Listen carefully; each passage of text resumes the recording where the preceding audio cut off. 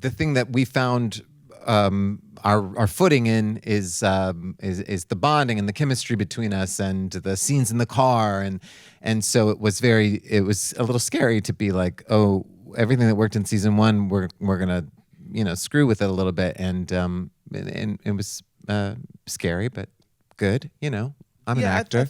Yeah.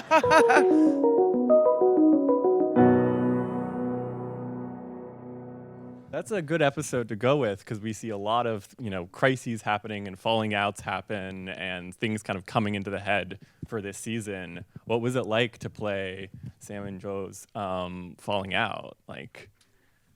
Well, it sort of felt, it's like real life, right? Like you fall in love with somebody, I think Joel and Sam fall in love with each other in season one as friends. And for Sam, it's like she's really been she's like all in, and I think it's just hard. I think it was important to kind of see, that life isn't always just like tweemy dweemy eyes tweams all the time. that there's I think it was important to see it, and it was not fun to film, but it was Jeff thought I was mad at him. Do you remember? Yes, I do. I think that there is the thing that we found our footing in is the bonding and the chemistry between us and the scenes in the car, and so it was a little scary to be like, oh, everything that worked in season one we're gonna screw with it a little bit, and it was scary but good. I'm an actor. I think something that Carolyn Strauss said, who's one of our executive producers, was like, when you do a show, you can't just lean into the thing that sort of works. You gotta keep pushing yourselves, and so this felt like something that was really gonna push us in a good way. Yeah. Did you feel like you were preparing for that together, sort of doing those scenes? How did you kind of come in on the set on the day? What it was like to sort of play that? Well, we were living together at the time. And it's like, you got your coffee? Yeah, okay, see you on set, okay. How could you do this to me? See you tonight. But, we're not like chitter-chattering between. I think we're just sort of,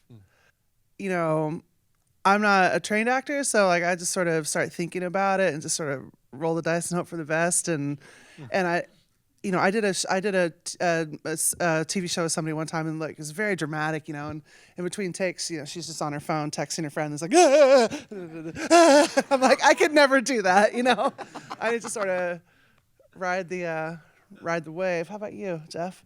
And I didn't mean to just, yeah. That's exactly. You can do my job. You can take over. Yeah, I think it's important to stay in the moment when it's really hard. Although I think I'm more of the person who can text in the middle, or I'm definitely like the person who's like, "What's going on?" To like hair and makeup and like trying to take care of them when I should probably be like, I don't know, pulling nose hairs out so I can cry more.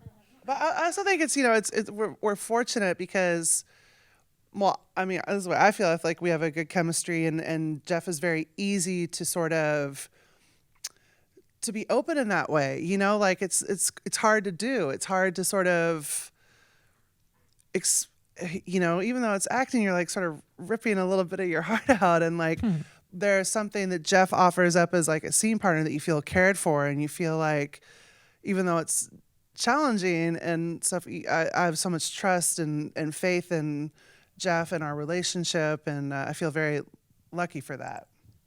You don't have to say something nice back because I said that. I'm just saying it. Please don't. Ditto. Well, it's also, it's her show. It's not just an acting role. I mean, yes, of course, I'm incredibly invested too, but it's also your life, and it's a lot of your personhood up on the screen, and so you want to care for it. You want it to be special. Sort of a thing that has been bubbling under the surface for so long in Sam and her sister's relationship is about her death and the sort of keeping the illness, the diagnosis secret for that long. What was it like to have that fight with Mary Catherine? Also to sort of, when you were thinking about the season, to have that be deployed in that moment? Well, it was great because I feel like Mary Catherine, and I've known her, we used to live together. We were roommates. We've been friends for a long time.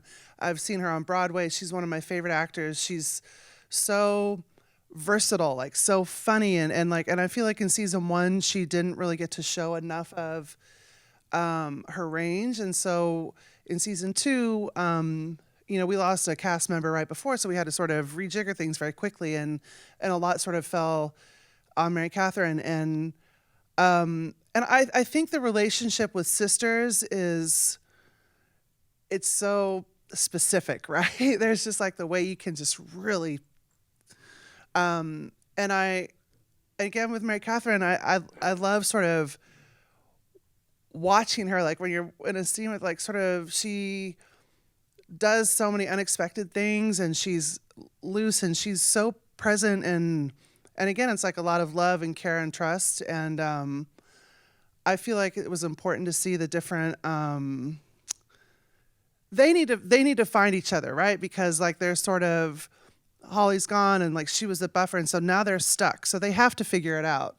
And I knew that Mary Catherine would deliver a great performance, and she did. I felt, I remember after that scene, like I don't know, I just felt really relieved that she was there and that we were doing it together, because again, it's like you feel like some of the complicated feelings you may have for your own family, your own sisters, or your own, you have to sort of use a little of that. And even, we have a past, like when it was her 50th birthday, or 21st birthday last night.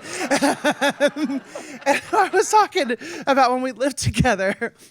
We lived in a very small apartment. You walk out of the bathroom, the kitchen was right there.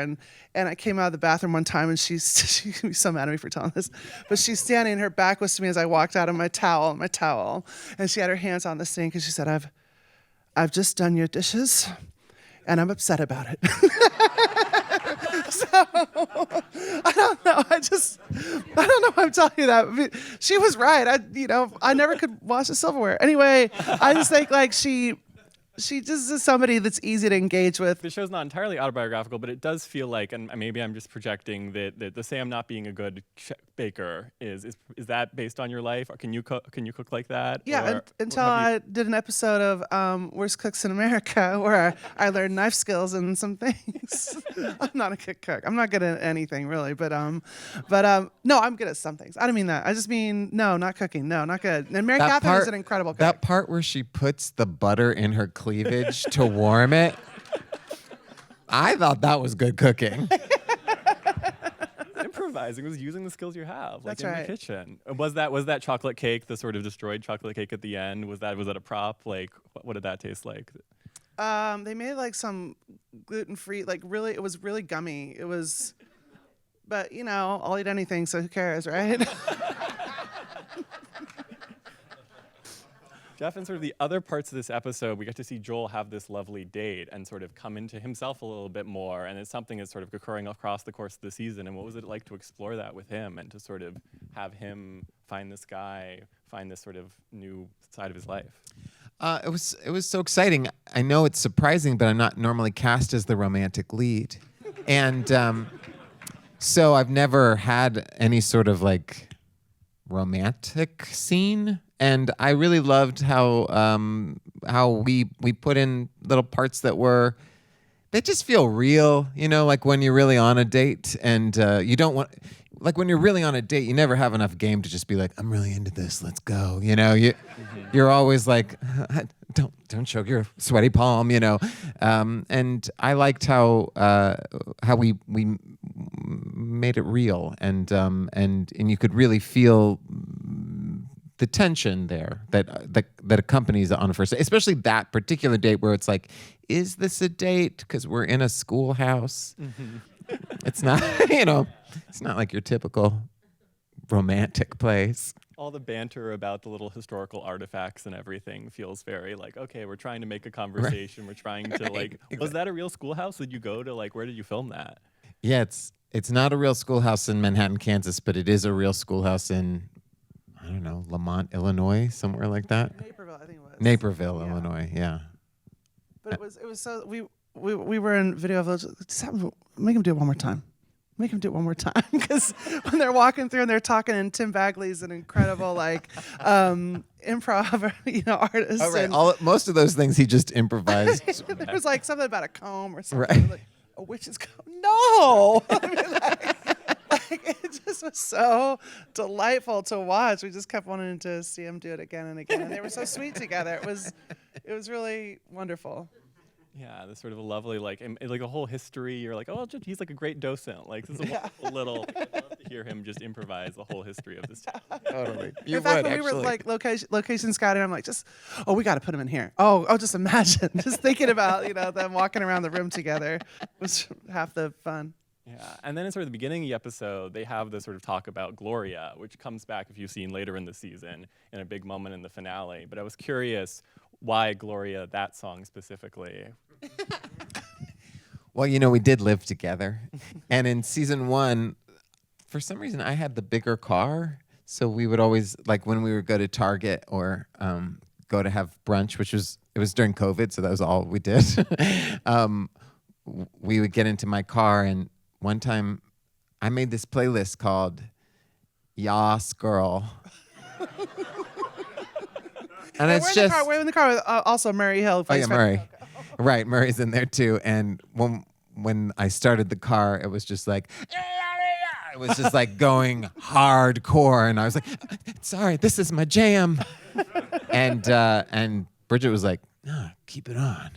Yeah, we were and all then pretty we psyched. sang, and it was like so cool. I was like, I'm singing Gloria with Bridget. This is so fun. And then I do really love that song. And then the writers are really good. Like, for instance, the fact that we both get steps in the show is because we, the actors, like to get steps. So they just found out that I liked Gloria and then made it Joel's favorite song, which it's funny because it's not a song you should sing at a wedding, really. The words make nothing about. But it was still perfect. It's just like, I don't know. It felt like such a great, like you could just picture Joel sort of, driving his car alone, listening to that song. I don't know. So it felt perfect. Yeah.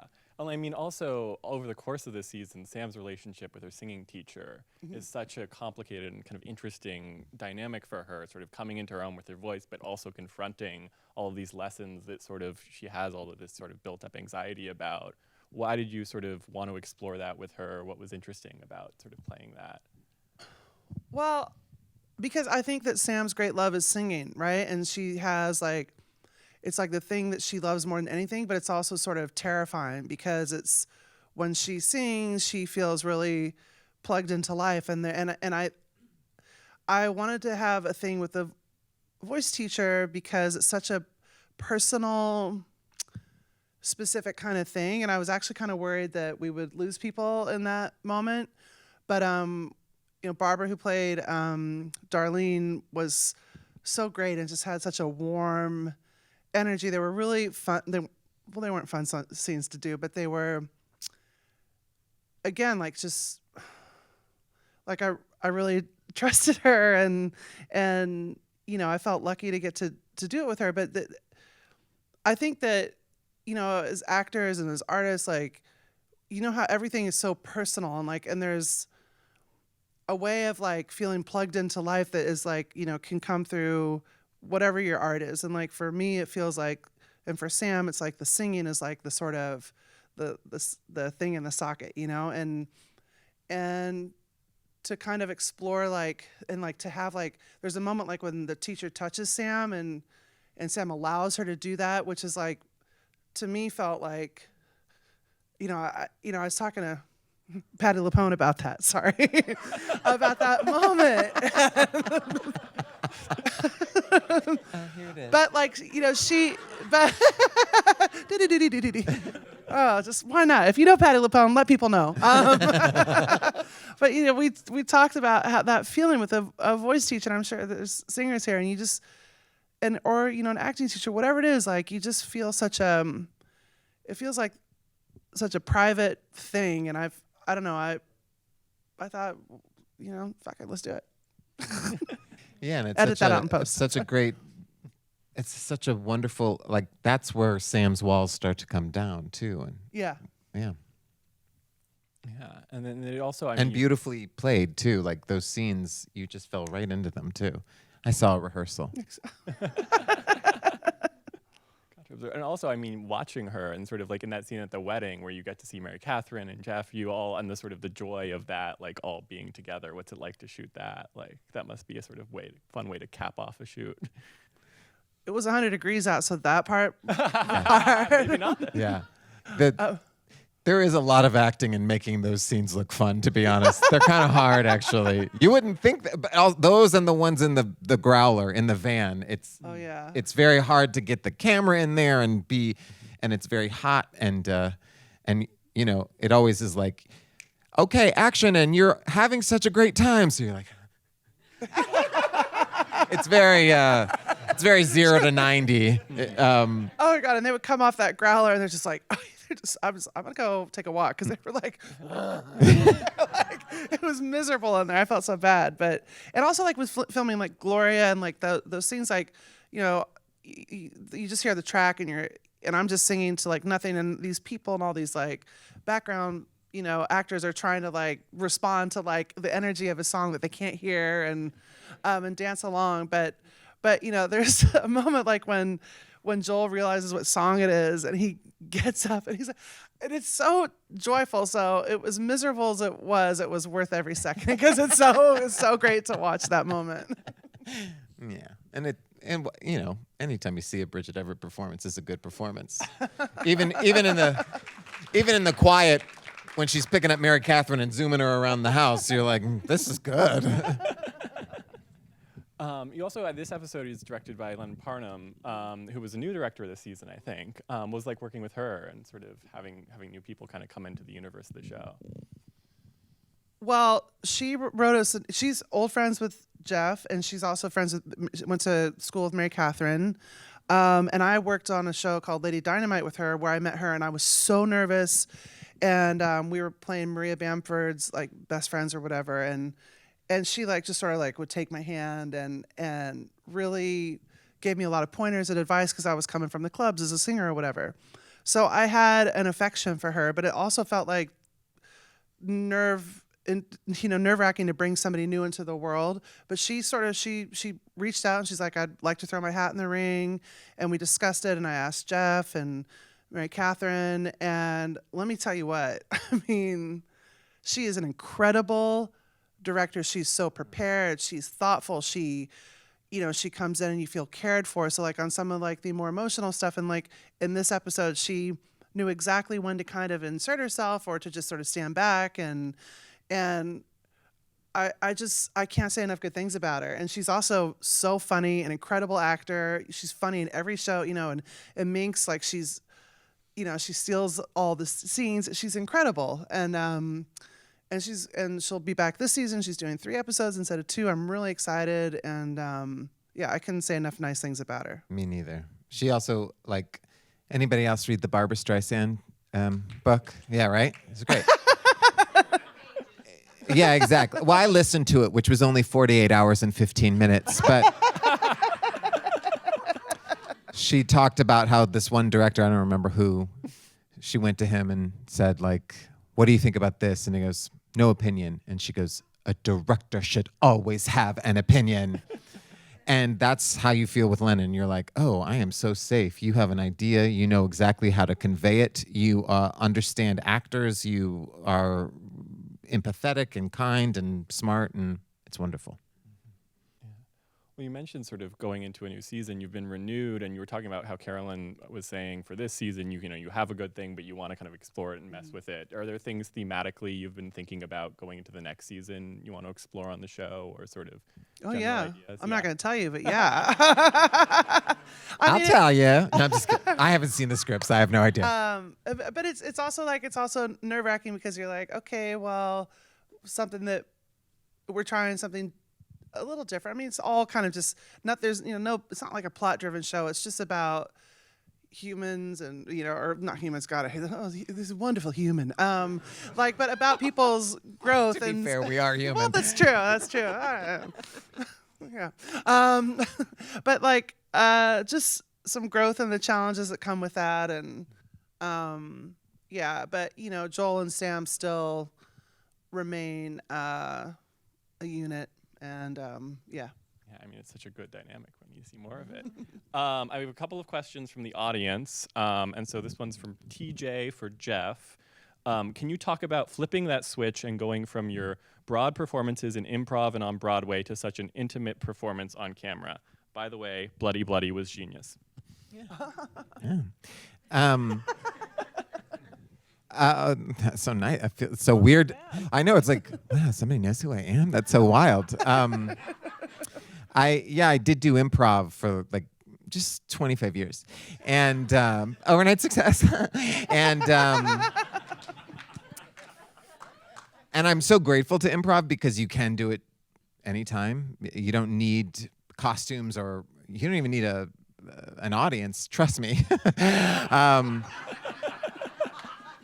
So I'm so grateful as an artist to have had that, but at the same time, you are always chasing a laugh, and so you're your scene is over in 3 minutes, good Lord willing, and so there's not a lot of meat to explore, and so I just felt like I had so much more to give, and it just feels so good to be able to give it. Yeah. Sorry. That seemed pandering. Sorry. Talking to the actors, of course, y'all. I have a question for Bridget from Jim Sabini. I know you're a Barbara and a Barry Manilow fan, but I noticed in the show your notebook had a picture of Debbie Harry of Blondie on the cover. Is she also an influence to you? Did the New York punk scene influence you in any way, as it is so different from your other influences? Well, when I was in Kansas growing up, I knew that Barry and Bet and Debbie Harry all lived in New York, so I wanted to be there because I thought Debbie Harry was the coolest. Look,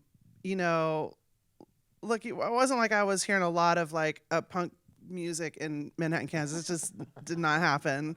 I've learned a lot since I've moved here, but I wanted to be like Debbie Harry, but I was like, I'm, just physically and everything else. There's no, but if you see my cabaret shows, there's a lot of influence from Debbie Harry in it because just the sort of the rock, and I used to dye my own hair, and I would have just like the blonde in the front and dark in the back and everything. I just love her. I think she's so cool. And one year I did a show called At Least It's Pink many years ago at Ars Nova. It's one of sort of my first kind of things, and I was like, just don't ever tell me like who's in the audience. And then one time, there's an audience plant, and he goes out to take his place. He comes back down. He's like, "You guys, Debbie Harry's in the house. Have a great show." And when you're Ars Nova, you have to walk up these stairs, and I was like, my legs were buckling, and you can't help but see her. She had a shock of blonde hair, and then afterwards I talked to her, and she was great, and it was so I don't know. I just wanted to have a little piece of her in the show. Oh, wonderful. And then another one from Anne McPhillips for Jeff. I love how you truly embraced Joel. Was any or much of the role autobiographical? We talked about this a little bit, but. Well, it is sort of autobiographical, but accidentally, because when I read the pilot and I saw that this character was, gay, but went to church and, worshipped Sam, I was like, this is like me. They wrote this for me. But then, since then, like 150 gay men over 40 have been like, I auditioned for him too. So, so it turns out they didn't, but whatever, I booked it.